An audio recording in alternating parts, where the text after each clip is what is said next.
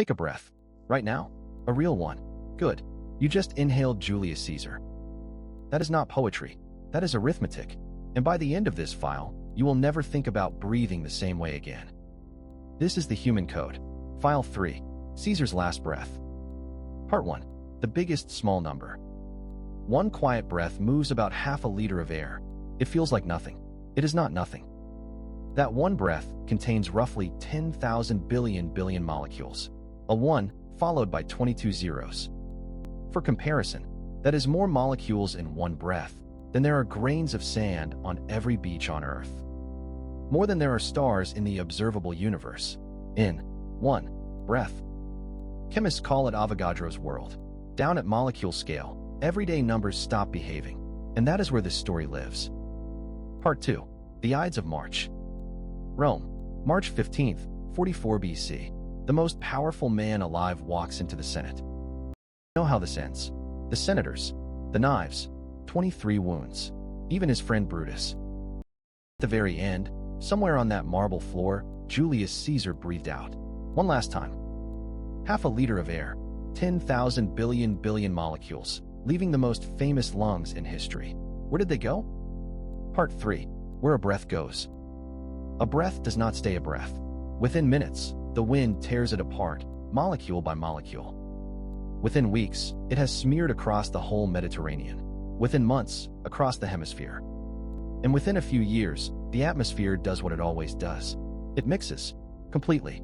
Every breath ever exhaled, stirred into one planetary ocean of air. 2,000 years is more than enough. Caesar's last breath is not in Rome anymore. It is everywhere, evenly spread around the entire planet. Part 4. The verdict of the math. So here is the question physicists love to ask their students. Is any of that breath in the room with you right now? The atmosphere holds about 10 to the power 44 molecules.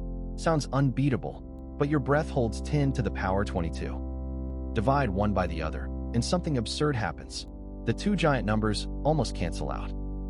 On average, every single breath you take contains about one molecule of Caesar's dying breath. Not once in your life.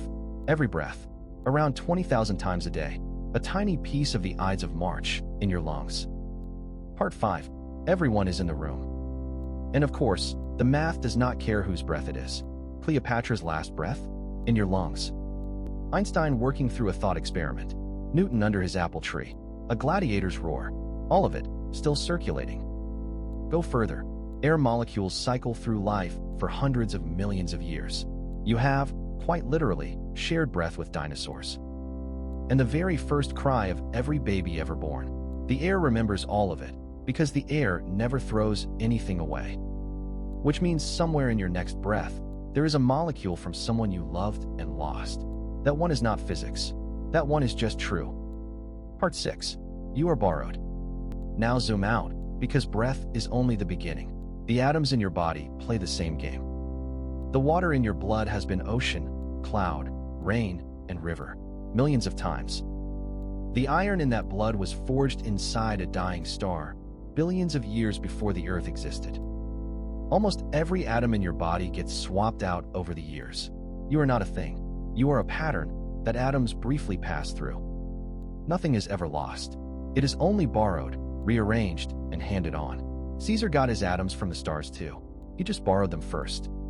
So take one more breath. Taste the history in it. 2,000 years of emperors, poets, dinosaurs, and everyone you have ever missed. This was the Human Code, File 3. Next file. Your memories are fiction. Your brain rewrites them every night. See you there.